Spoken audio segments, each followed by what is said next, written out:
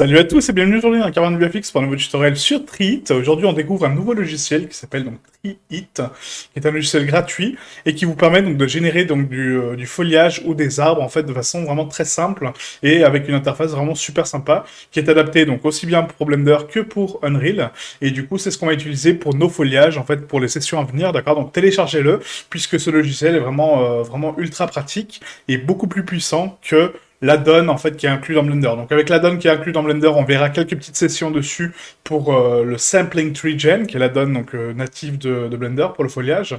Mais nous, on va utiliser vraiment plus ce logiciel-là, puisque du coup il est plus adapté, il est vraiment dédié pour le foliage, et du coup voilà, on n'a pas de choses annexes, on se concentre uniquement sur le foliage finalement, et les réglages qui contient. Donc on se retrouve tout de suite sur le site donc, de Evolved Software, et du coup qui nous propose donc ce logiciel Treat. Voilà, donc je vous ai mis donc le lien en description. Donc quand vous arrivez sur le lien, vous avez directement donc la possibilité ici donc de télécharger donc Treat, d'accord.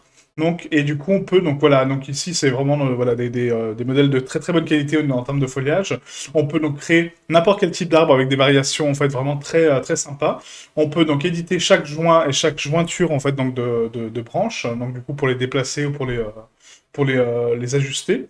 On peut les rendre comme image pour créer nos propres feuilles, d'accord? Donc ça, je vais vous montrer en fait ce qu'il y a une petite nuance à connaître. C'est vrai que quand on lance le logiciel et que du coup on veut créer un arbre tout simple et qu'on n'a pas ce qu'il faut avant, bah du coup on peut se retrouver vite bloqué, quoi. Donc ça, je vais vous montrer ça quand on va découvrir le soft. On peut donc ajuster donc les LOD, donc du coup en termes de résolution, en termes de qualité, donc ça c'est très bien aussi. Et on peut exporter donc nos fichiers en OBJ, en DBO et en FBX et d'autres formats aussi, mais bon voilà, ça c'est les principaux qu'on connaît déjà. Donc il est entièrement gratuit. Vous pouvez faire donc, un petit don ici donc sur la partie donate pour participer au développement de ce logiciel. Et du coup voilà, donc je vais vous montrer ça sur le soft directement. Vous allez voir, c'est vraiment super sympa quoi. Ah, donc vous téléchargez donc l'installateur. Donc du coup l'installateur est uniquement valable pour Windows ou pour Linux, d'accord? Donc pas de version Mac malheureusement. Donc désolé pour les utilisateurs de Mac. Et je vais me déplacer par ici. Voilà, nickel. Donc là, on se retrouve sur l'interface de Treat, qui est une interface vraiment très polie, très simple. On a un site, donc ici, donc notre tronc, d'accord, donc le tronc principal, la scène avec l'HDRI, du coup, qui nous est proposé pour l'éclairage. On voit que le tronc oscille, donc du coup, on a des effets de vent qui sont actifs directement sur le logiciel, qu'on peut régler donc ici, et les effets de lumière également qui sont là. Donc pour l'interface, vraiment très simple, on a ici donc un bouton File qui nous permet donc de créer un nouveau projet, d'en ouvrir un, ouvrir un composant, d'accord, donc quelque chose qu'on a créé à part, sauvegarder notre projet et l'exporter, d'accord. Ensuite, dans le panneau Edit, donc on a donc les paramètres basiques d'édition. On peut déterminer donc une texture par défaut pour le tronc et une texture par défaut pour les feuilles. Donc nous, c'est ce qu'on va faire juste après. On a ici donc la vue, d'accord. Donc on peut voir donc ici la vue perspective, front, side, top et recette la caméra, le wireframe et les vertex colors si jamais c'est un mesh qu'on a importé avec des couleurs de vertex, d'accord. Ensuite, on a ici donc les tools, donc on a ici pour sélectionner un composant, donc c'est contrôle, l'ambient occlusion, rendre comme texture, donc du coup pour faire un rendu uniquement de texture, d'accord, donc ça permet de faire un rendu de votre viewport pour ensuite le transformer en texture, en fait tout simplement, c'est comme un billboard, voilà finalement. Un texture atlas, la lumière, les leaf mesh layers et les options du logiciel. Donc du coup nous on va cliquer sur options et dans les options vous avez donc tous les paramètres qui sont cochés par défaut. Je vous conseille pas de les changer, hein, d'accord. Donc on a ici vraiment tout ce qu'il faut de base. Au niveau des paramètres d'export, donc le format en PNG, donc c'est parfait, et les paramètres généraux sont par défaut bien définis, d'accord. Donc pas de changement à ce niveau-là. Vous avez un petit bouton Help ici pour donc les shortcuts, d'accord, donc pour les raccourcis et à propos du logiciel. Ensuite, pour ce qui est donc des outils, on a ici donc la possibilité de créer un nouveau fichier, d'en ouvrir et d'enregistrer notre projet courant, revenir en arrière et refaire l'action. Ensuite, on a donc les vues, d'accord, donc perspective, front, side et top, d'accord, donc ça nous permet de générer donc des textures vraiment très simplement. Par exemple, en vue front, on voit donc le mesh dans sa globalité, ce qui nous permet d'avoir une vue comme ça et du coup, ça sera le rendu caméra, d'accord. Ensuite, on a donc le wireframe qui nous permet d'activer donc le fil de fer, donc ici pour voir un petit peu le poly count. D'accord, donc sachez que tout est triangulé, d'accord, donc tout comme Unreal, les mèches sont triangulées. Donc il faut partir d'une base quadratique, effectivement, donc c'est un quad qui est divisé en deux, et du coup, ce qui nous donne un triangle. Ok. On a donc le vertex color, donc là, vu qu'il n'y a pas de vertex color sur ce mesh-là, bah, du coup, il l'affiche pas, hein, forcément. Le vent, donc on peut désactiver le vent ou l'activer, voilà, pour voir la simulation. Donc moi je vais le désactiver dans un premier temps. La lumière également, d'accord, donc pour activer donc l'ombrage et le texturing de notre mèche. La grille au sol également, qui peut être sympa, hein, mais bon, voilà, moi je la désactive parce qu'elle n'est pas forcément utile. On a ensuite ici donc sélectionner élément, donc pour sélectionner un élément bien précis, d'accord, donc ici select element pour sélectionner donc un élément de notre arbre par la suite pour le contrôler que lui. Et du coup, c'est à peu près tout. Ensuite, donc on a ici l'ambient occlusion, donc ça on peut l'activer par la suite. Donc on a la qualité ici en medium, on peut la mettre en high, la power à 150, etc. Et du coup, on peut calculer donc l'ambient occlusion de notre mèche. Là, pour l'instant, on n'a pas de feuilles, on n'a pas de tronc, on n'a pas de branches ni rien. Donc là, l'ambient occlusion n'est pas forcément utile, quoi. Donc ensuite, on va donc ici dans le panneau donc render to texture. Donc ça, c'est pour faire un rendu comme texture de notre mèche, vous voyez, en fait. Donc là, il prend la vue caméra, hein, comme je vous l'ai indiqué. Donc n'hésitez pas à passer en front view et ensuite faire un rendu to texture pour avoir donc le rendu bien précis. Et du coup, on peut générer donc l'alpha. On peut créer un alpha masque pour ensuite nos branches et on peut faire un joli rendu en termes de texture, donc en 1024 ou en 2048. En sachant que le foliage, plus vous avez de branches et plus il faut réduire la résolution pour optimiser votre arbre, d'accord? Donc ne faites pas des arbres avec 500 fleurs. Enfin, par exemple, hein, c'est un exemple, 500 fleurs en 2048, c'est complètement inutile, d'accord? Donc bien faire attention à ça. Donc nous, par défaut, on va laisser à 512 par 512. Donc là, je repasse en perspective. Ensuite, on a ici donc le texture to atlas. Donc ça permet de créer donc un atlas pour différents types de feuilles et de fleurs, d'accord? Donc ça, on le verra par la suite. L'éclairage, donc on peut régler l'ambient color, la light color et l'angle, d'accord, donc de la lumière, et le type d'HDRI. Donc on en a deux à disposition, donc en fin de journée et en début de journée. Donc nous on va travailler plus sur la fin de journée pour avoir un rendu déjà visuel de la scène qu'on va créer sur le Hobbit. Ensuite on a ici donc les Leaf Mesh Layers, donc là ça nous permet donc de déterminer par avance des mèches qu'on a précalculées, qu'on a créées pour nos leaf layers et nos mesh layers, d'accord? Donc, parce que du coup, vous allez voir, on peut apporter des mèches directement comme tronc, comme arbre, comme fleur, comme, enfin voilà, comme tout. Et du coup, c'est vraiment super pratique. Donc ça, on le verra peut-être par la suite, une fois qu'on aura bien réglé nos choses. Et là, le petit outil des paramètres que je vous ai montré tout à l'heure. Ensuite, donc pour l'interface, donc on a ici donc sur la gauche donc le viewport qui nous permet donc de voir notre arbre dans son intégralité. On a ensuite donc sur la droite le panneau de contrôle donc du mesh qu'on est en train de contrôler, d'accord. Donc on a ici donc le trunk, les branches, les branchelettes, les stumps. Donc les stumps c'est les fins de tronc, donc c'est les coupures de tronc en fait. Hein, donc c'est quand un tronc est coupé, enfin voilà, c'est la zone qui est coupée, quoi. Donc ça, les feuilles, les mèches, l'automapping donc pour déplier automatiquement les UV, donc ça c'est parfait. Le cap ends, donc cap ends c'est justement pour fermer la géométrie en fin de branche et en début de branche pour avoir quelque chose de correct en fait, hein, de concis. Invert break c'est pour inverser donc les cassures en fait, hein, donc les splits. Et l'autogenerate pour générer automatiquement notre arbre. Ensuite, on a donc le vertex color mode, donc là actuellement c'est par le vent. On a la possibilité d'activer donc par normal, par roughness ou par transmission. Donc ça c'est le contrôle des vertex color mode, d'accord? Donc du coup, le vertex color mode en fait c'est par rapport au vent. Quand on active le vent en fait, hein, donc sur le viewport, vous voyez que notre arbre oscille et du coup on peut donc lui dire bah du coup tu vas me peindre, enfin, si on peut ainsi dire, me peindre mon arbre par zone d'influence par rapport au vent, d'accord? Donc ça peut être intéressant pour avoir vraiment un rendu vraiment parfait sur la chose, quoi. Ouais. Moi j'ai jamais utilisé donc du coup pas besoin, quoi. Ensuite on a ici donc le polyréduction, donc là ça permet donc de voir ici en bas, vous avez donc le total polygone, le total de polygones, d'accord? Donc le total de triangles.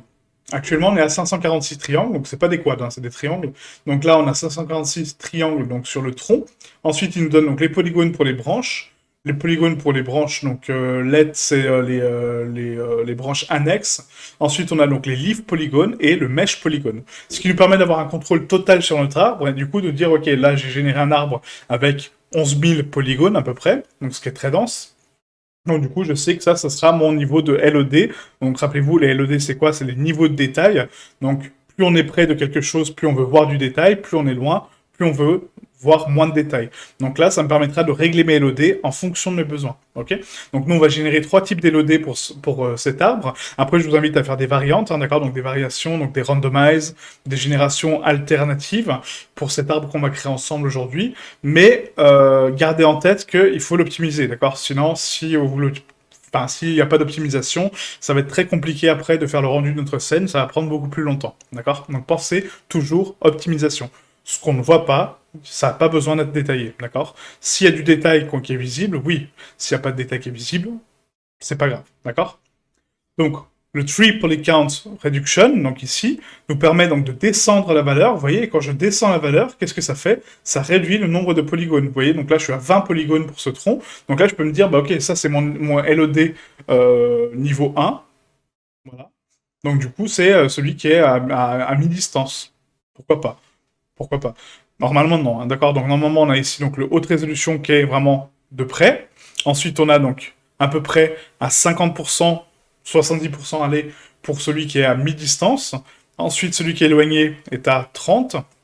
Voilà. Et celui qui est vraiment en fin de course, du coup, et ben à 5, voilà, c'est limite un billboard. Et du coup, c'est limite juste une image qui est affichée et qui, du coup, se tourne par rapport à la caméra. C'est ça, les LOD, d'accord? Donc, bien régler votre poly count reduction en fonction du LOD que vous voulez. Donc, nous, on va commencer par le LOD 0. Donc, le LOD 0, c'est le LOD le plus détaillé, le plus parfait qu'on puisse faire, le plus propre. Et ensuite, on va dégrader ce mesh pour donner des niveaux de distance différents. Ensuite, on a donc le Leaf Poly Reduction, donc là c'est pour les feuilles, donc vu qu'on n'en a pas pour l'instant, bah là il a influencé sur rien du tout, hein, donc inutile de faire ça. On a les Split Selection, donc ça c'est pour séparer donc le tronc, d'accord. Donc on a ici donc la scale du tronc en fait qui nous permet donc de régler notre tronc en fonction de nos besoins, d'accord. Donc ça c'est la scale. On a ensuite donc le Pitch, qui nous permet donc de tourner, d'accord, donc d'orienter un petit peu notre ton. Ensuite, on a donc le pitch qui nous permet donc de désaxer donc, notre arbre par rapport à l'axe X, il me semble. Je ne sais pas comment sont orientés les axes sur ce logiciel, mais normalement c'est X, d'accord, donc sur l'axe horizontal. Ensuite, on a donc le yaw, donc rappelez-vous, le yaw c'est Y, d'accord, donc en avant, en arrière, et du coup ça nous permet donc d'orienter notre tronc, tout simplement.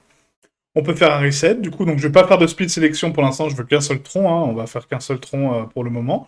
On a ensuite donc les joints, donc quand on clique sur Edit Joints, ici on a tous les joints où vont pouvoir se placer en fait donc les branches par rapport à la génération que je vais donner, d'accord. Donc du coup, ces joints-là sont complètement éditables, puisque du coup, on peut les sélectionner et déterminer donc leur grandeur, d'accord. Donc du coup, leur grandeur de placement, leur radius, donc du coup, on peut vraiment contrôler notre arbre en termes de densité et le modéliser, donc le sculpter, entre guillemets, par rapport à des valeurs bien précises.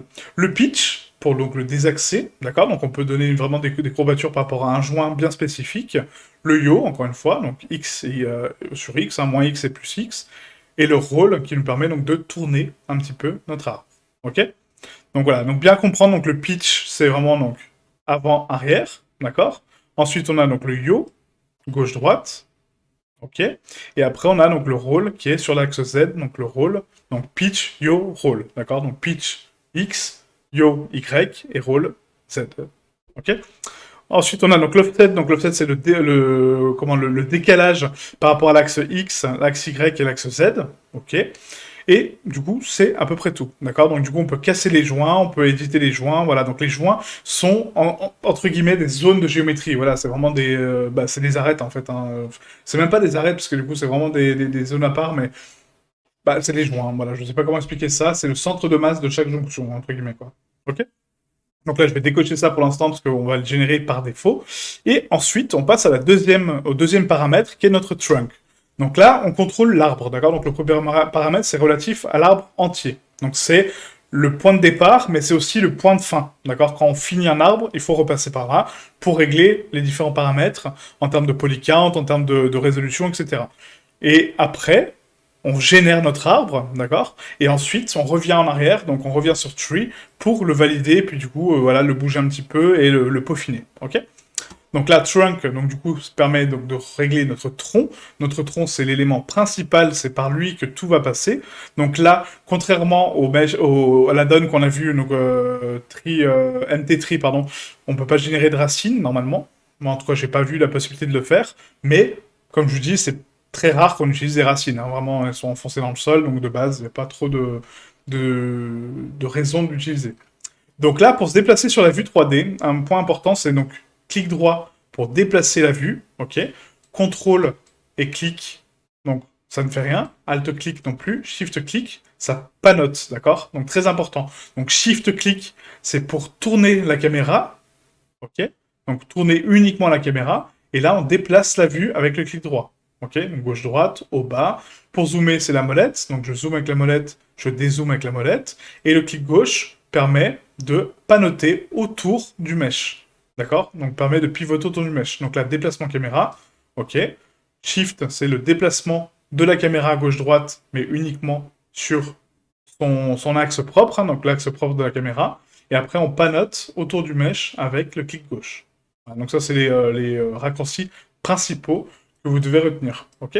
Sinon, on va beaucoup passer par les menus là-haut pour faire nos vues, etc. Parce que les raccourcis, j'ai pas envie de les retenir, j'ai déjà trop de raccourcis dans la tête comme ça, donc ça suffit. Ok. Donc ensuite, on a ici donc, le trunk count. Donc là, c'est le nombre de troncs qu'on peut générer. Donc là, si on augmente le tronc ici, bah, ça ne génère rien. Pourquoi? Parce qu'on n'a pas divisé, d'accord? Donc ici, on peut le split, d'accord? On peut séparer notre tronc. Et là, on peut déterminer combien de troncs je veux. Donc si on augmente le nombre de troncs et que du coup, je n'ai pas un nombre de divisions cohérent, bah, lui, il va pas comprendre. Il va les superposer. Donc là, c'est ce qu'il est en train de faire. Vous voyez? On a mis 10 subdivisions de troncs.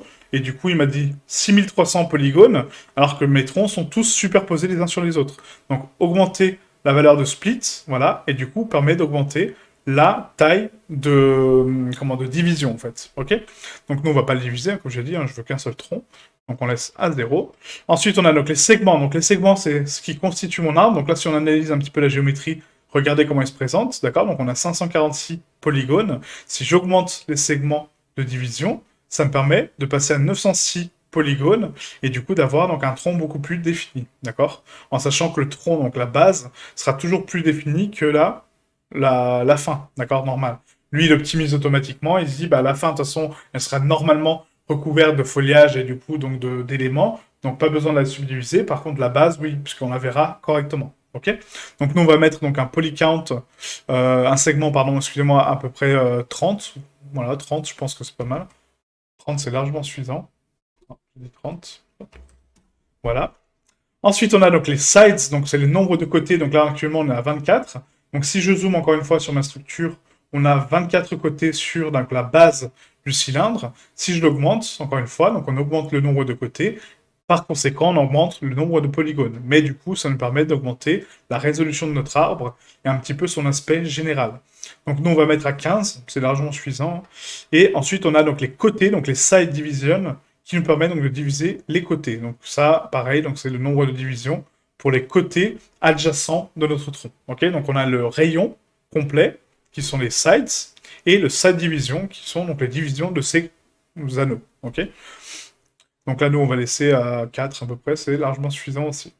Ensuite, on peut donc charger une texture de tronc. Donc nous, c'est ce qu'on va faire tout de suite. Donc je vais passer par le panneau en haut à gauche pour la charger par défaut. Donc on a ici donc, la barque texture. Donc la barque texture est une texture de tronc. Donc on la sélectionne. Je vais ici donc choisir donc la couleur de base. Donc on a ici load texture. Donc je clique sur load texture. On va dans barque.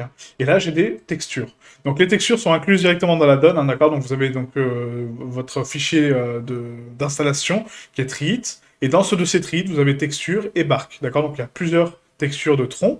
Donc nous, on peut les prendre. Et si vous regardez donc la résolution de ces textures, donc en termes de détail, on est à 512 par 512, d'accord. Donc n'oubliez pas que ce sont des textures optimisées, d'accord. Elles sont vraiment très légères. C'est vraiment pour des arbres qu'on va voir à mi-distance à peu près, ça passe. Mais si on veut vraiment faire des gros zooms, la qualité sera pas forcément bonne, d'accord.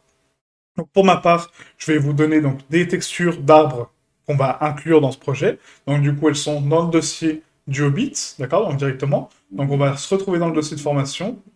Donc, tac, travaux en cours, la maison Hobbit. On va donc dans le dossier ressources externes, textures externes, et là on va prendre donc notre foliage ici, et tout en bas vous avez tronc arbre, d'accord, donc des textures d'arbres. On va prendre donc la couleur variation donc 3, d'accord, donc la première, donc ça c'est pour la couleur, et on va l'inclure directement dans notre mesh. Ensuite on passe donc sur la carte de normal, donc pareil, l'autre texture.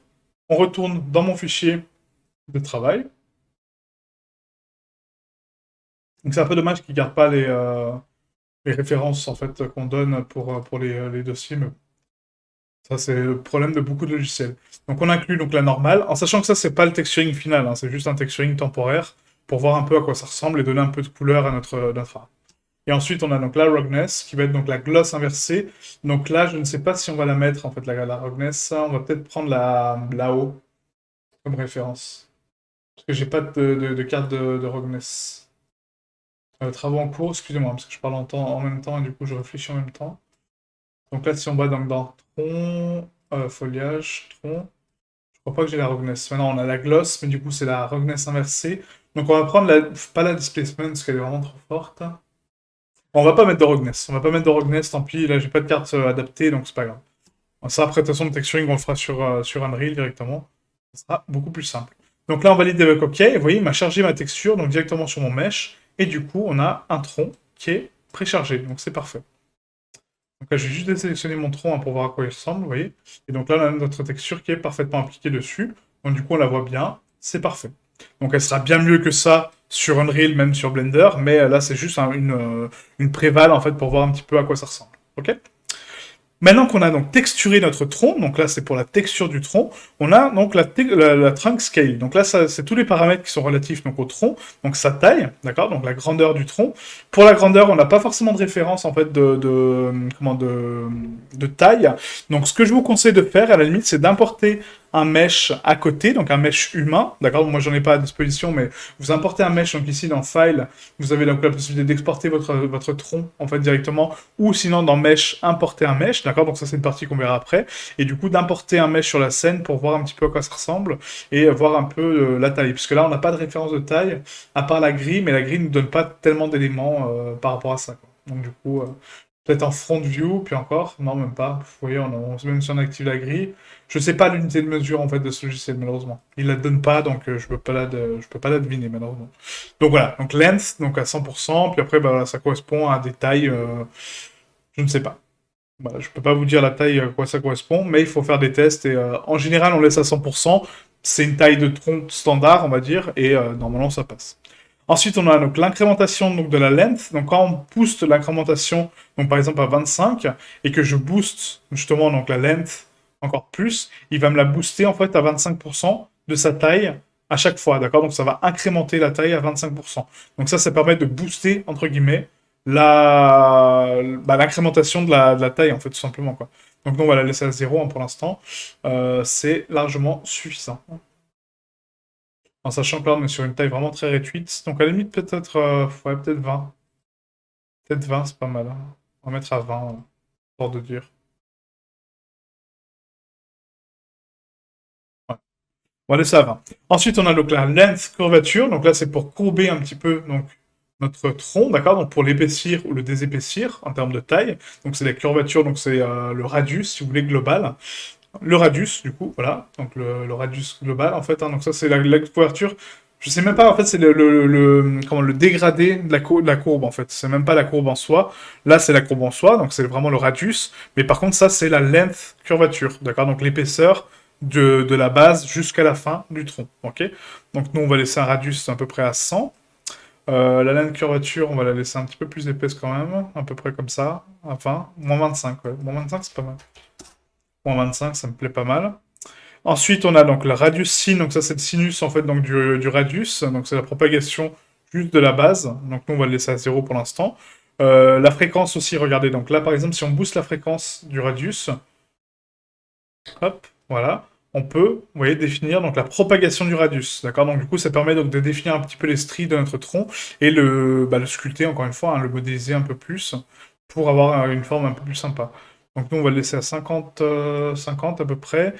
Le radius sin, je vais l'augmenter un tout petit peu, voilà, pour le booster. Et la fréquence, on va juste l'augmenter un tout petit peu pour la décaler. À peu près comme ça. Oui, en fait, c'est la fréquence de... Comment? De bump, si je peux appeler ça. En fait, c'est pas forcément de la bump, mais c'est les positions des vertex, en fait, qui vont se décaler, en fait. Quand on regarde le wireframe, là, vous voyez, en fait, quand je bouge, donc ici, la fréquence de radius, vous voyez, ça me prolonge les vertex, en fait, donc de fin, et du coup, ça les décale en termes de radius, sûrement en termes de fréquence. Donc une fréquence, rappelez-vous, c'est sinusoïdal, donc ça monte ou ça descend. Et du coup, bah là, c'est ça. Ça monte. Donc du coup, ça pousse la géométrie vers l'extérieur. Et quand ça descend, bah, ça rapatrie la géométrie vers moi. Donc plus j'ai de vertex, plus j'aurai une fréquence élevée et plus j'aurai de détails au niveau de mon tronc. Moins j'ai une fréquence élevée, donc de polygones, et plus j'aurai une fréquence haute, moins j'aurai de détails, forcément. D'accord. Donc ça, c'est vraiment tous des paramètres à comprendre que ça. Donc le nombre de divisions, en fait, donc ici, donc le tri, quand on va dans l'applicant reduction, que je le mets à 0, vous voyez, là, mon sinus, il sert à rien, parce que du coup, j'ai quasiment pas de vertex avec lesquels jouer. Vous voyez, on a 15 polygones, ça sert à rien. Par contre, si je l'augmente à 100, là, oui, il a des valeurs avec lesquelles jouer, donc du coup, il va pousser la géométrie, il va l'adapter, il va vraiment faire un sinus avec une fréquence, ok. Donc là, du coup, bah, le sinus, on va le mettre à 5 à peu près. Je pense que c'est pas mal, hein, c'était sympa quoi. 5, ça donne un peu de dénivelé, un peu de bump, c'est pas mal. Donc le radius flatten, donc ça c'est pour vraiment aplatir donc le radius, d'accord. Donc le radius, donc la propagation de votre tronc. Le noise, donc ça c'est le bruit. Donc à quel point il va être désaxé et aléatoire en termes de noise. Donc nous on va faire un tout petit peu de bruit pour lui donner un peu plus de côté organique, hein, parce que ce tronc-là il est vraiment trop raide. Donc on va l'augmenter à 20. Voilà, 20 c'est pas mal. 20 c'est pas mal. Le stump noise, donc ça c'est pour les stumps, donc les stumps on les a pas encore créés. Le below, donc ça c'est vraiment pour la valeur basse en fait, hein, donc la valeur de la plus basse en fait on la contracte, d'accord. Et le below frequency qui permet donc de contracter la fréquence quand on a un below, d'accord. Donc le below c'est vraiment voilà donc, de contracter les points les plus bas et ensuite leur donner une fréquence, ok. Encore une fois une fréquence sinusoïdale, donc ça rentre, ça sort. Donc là, moi je veux pas de below parce que du coup je trouve ça vraiment pas beau, mais bon, dans certains cas ça peut servir, hein, pour des fleurs ou des tiges, ça peut être sympa. Maintenant, on va créer donc la gravity. Donc ici, on a la gravité du tronc. Donc là, si on l'oriente à moins 100, est-ce qu'elle est influencée? Non, parce que du coup, elle est parfaitement droite.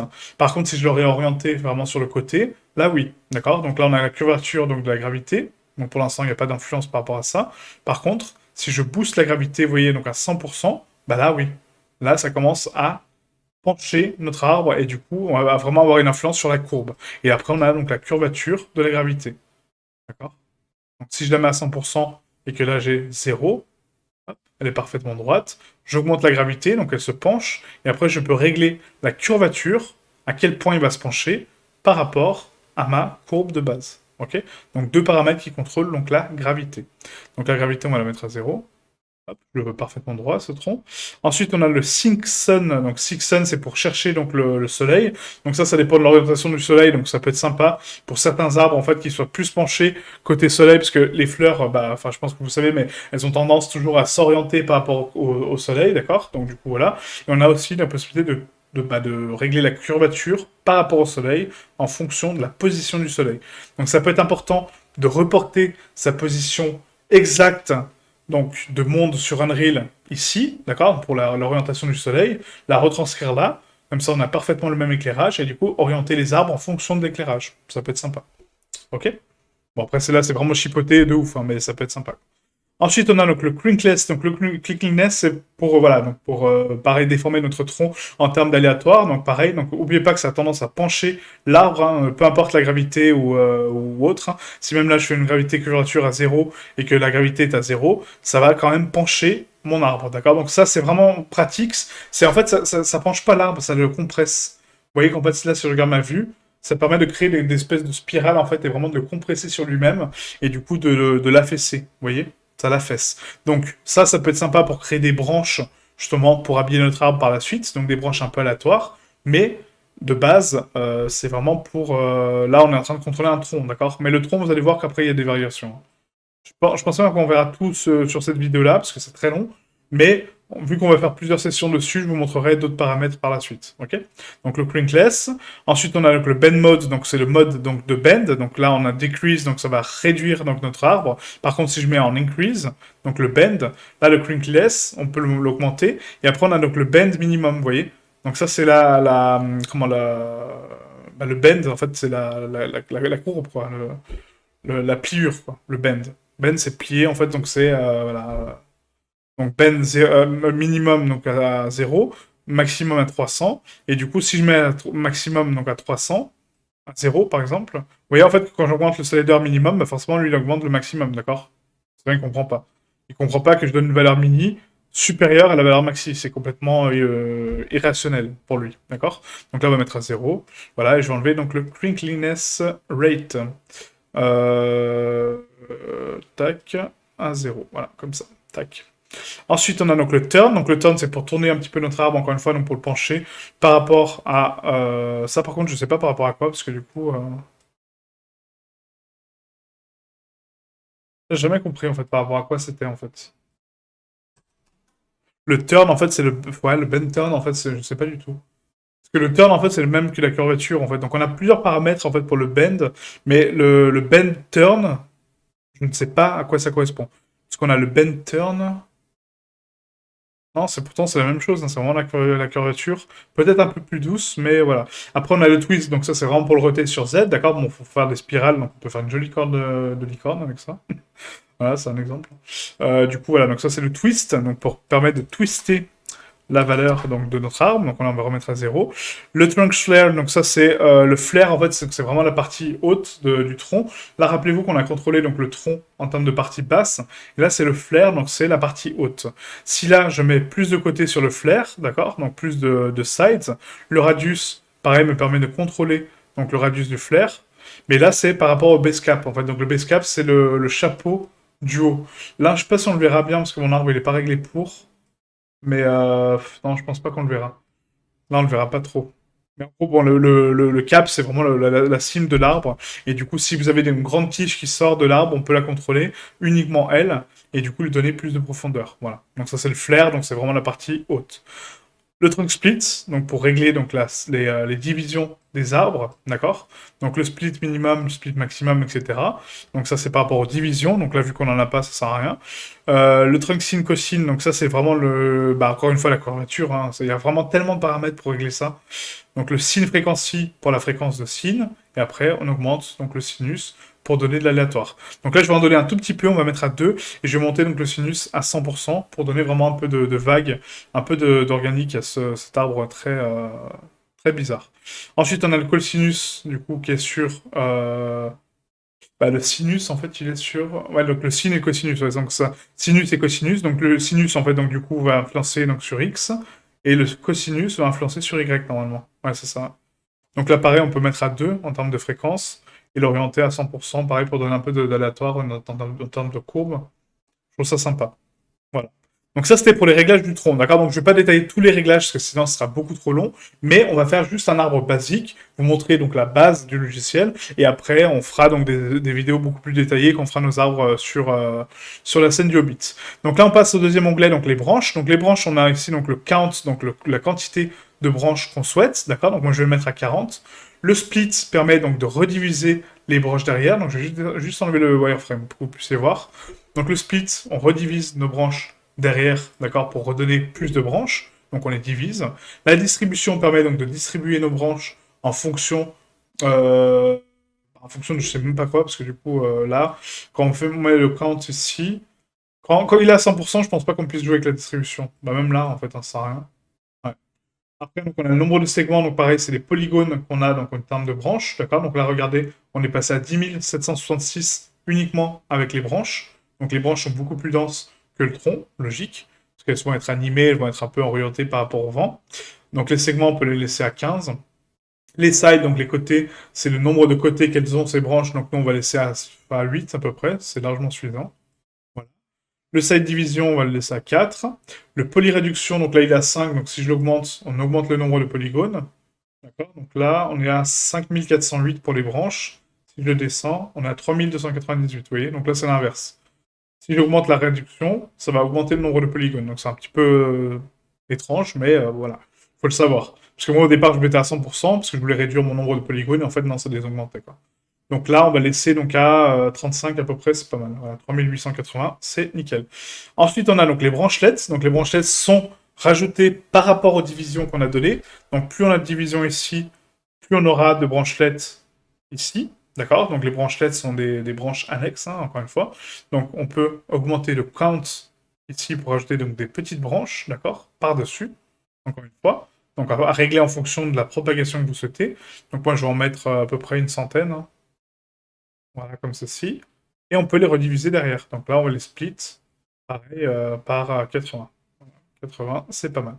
La distribution, pareil, qui permet donc de distribuer les branchelettes un peu différemment. Voilà, donc tout comme les autres, hein. Les segments, pareil, donc là, cette fois-ci, on va les réduire un peu, puisque là, les branchelettes, on a 14 000, donc là, on va réduire un peu les branchelettes quand même, à 6 segments, je pense. Voilà, et les côtés, pareil, on va les mettre à 4, hein, parce que là, les branchelettes, c'est vraiment ultra, ultra dense, et ça sert à rien parce qu'elles sont recouvertes de feuilles. Le polyréduction, on va le mettre à 100%. Bah non, du coup, oui, c'est l'inverse, excusez-moi, donc à 5%. Et là, c'est parfait.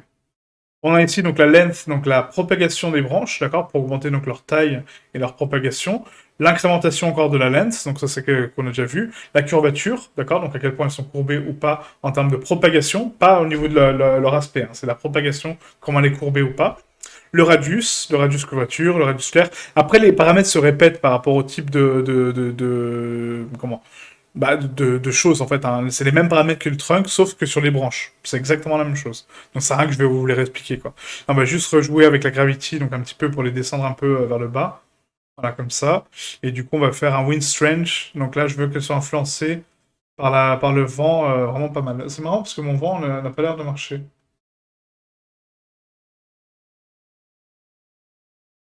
Non, le vent ne marche pas.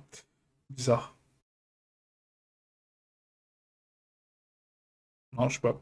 Je comprends pas pourquoi il marche pas le vent, mais j'ai dû changer un paramètre sans faire exprès. C'est pas au niveau des. Bah si là.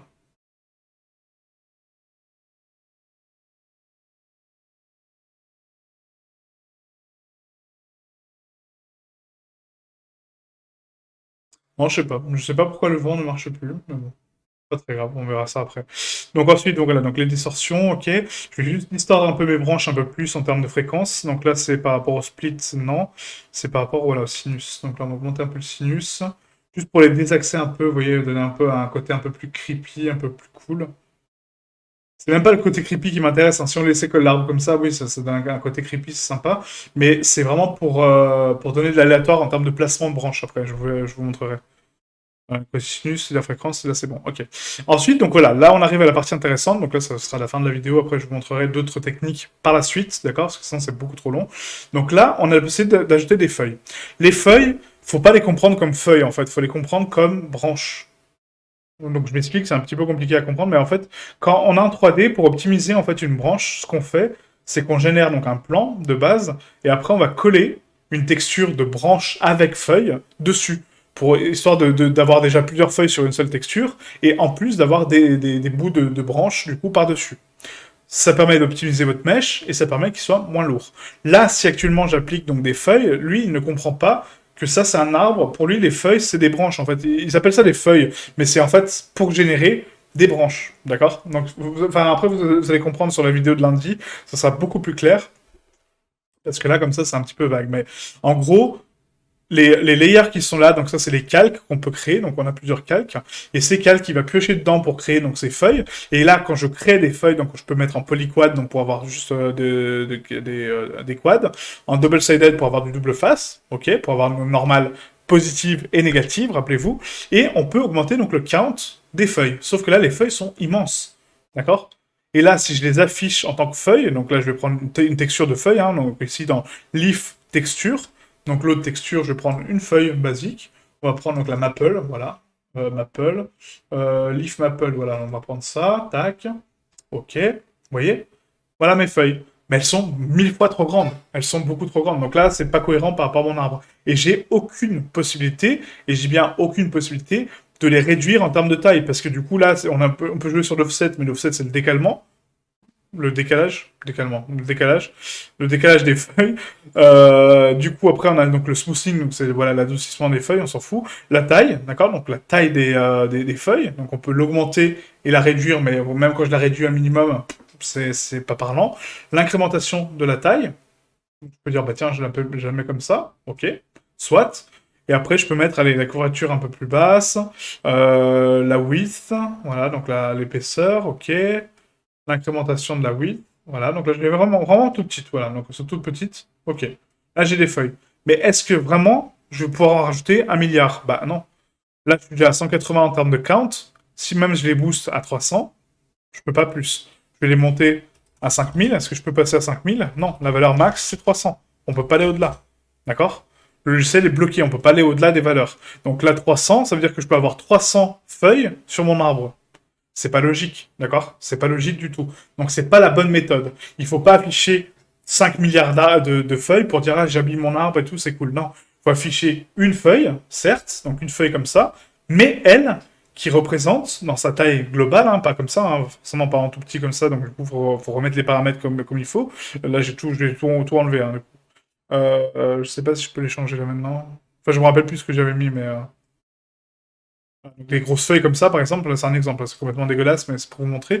Donc, une grosse feuille comme ça, il faut qu'elle, à elle seule, représente une branche, ou plusieurs branches même, une division de branches, enfin, peu importe ce que vous voulez, mais il faut qu'elle représente à elle seule une branche avec des feuilles, avec plusieurs feuilles. Comme ça me permet d'avoir donc plusieurs structures de feuilles, et quand je vais les caler sur mon mesh, bah du coup j'aurai vraiment quelque chose de colossal, quoi, d'accord? Donc vraiment bien penser à ça, parce que du coup, c'est ça qui va me permettre d'optimiser mon arbre, donc peu importe le polycount qui est ici, donc ça oui, il faudra vraiment faire attention, là on est à 9521, ok? Mais il faut aussi penser au leaf polygone, vous voyez? Donc le leaf polygone, c'est le nombre de feuilles que j'ai sur mon arbre, et après, qu'est-ce que ces feuilles vont représenter? Qu'est-ce que je vais afficher grâce à ces feuilles? Ces feuilles, entre guillemets, c'est mèches. C'est pas des feuilles dans le terme de feuilles, c'est des feuilles dans le terme de texture, si vous voulez. C'est une feuille de calque qu'on pose sur notre arbre, et du coup, je me dis, bah tiens, ça m'affiche ça. Voilà, c'est juste ça. Ok?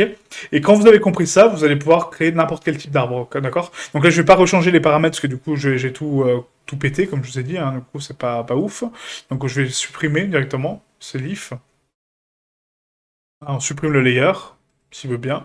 Non, il veut pas. Il veut pas parce que du coup, je l'ai déjà modifié. Bon, c'est pas grave. De toute façon, on refera des arbres lundi, comme je dis. Là, j'ai pas... j'ai pas envie de passer 1000 ans dessus. Mais du coup, en fait, lundi, ce qu'on va faire, c'est qu'on va générer notre branche ou nos branches aléatoires un petit peu différentes. Donc, on va en constituer à peu près 5. Voilà, 5 différentes, 5 variations. Et grâce à ces 5 variations, on va créer des arbres avec des feuilles vraiment denses et vraiment jolies. Et après, on va randomiser tout ça, créer nos LED, et après habiller notre scène sur Unreal avec ces arbres, d'accord? C'est ça qu'on va faire. Donc du coup, lundi, on se retrouve pour la conception des branches, mardi, conception des arbres, mercredi, précalcul des arbres et du coup LED, et jeudi, texturing, du coup, et import après sur Unreal vendredi, d'accord? Donc ça va être une semaine consacrée au foliage. Donc on fera aussi un petit peu de Blender pour les fleurs, parce que là, j'ai pas trouvé de bonne méthode pour le faire, et je préfère le faire sur Blender, c'est beaucoup plus rapide, pour les fleurs et l'herbe, mais les arbres, on va les générer par Treat, d'accord? Donc n'hésitez pas à le télécharger, il est gratuit, il est très puissant, très performant, on peut faire ce qu'on veut, et ça remplace un petit peu SpeedTree. Bon, SpeedTree est beaucoup plus poussé que ça, hein, encore plus, mais voilà, c'est une bonne alternative à SpeedTree gratuite, ok? Donc merci à vous, merci d'avoir regardé cette vidéo, et je vous dis à très bientôt pour, demain du coup, pour une nouvelle vidéo. Ciao, ciao.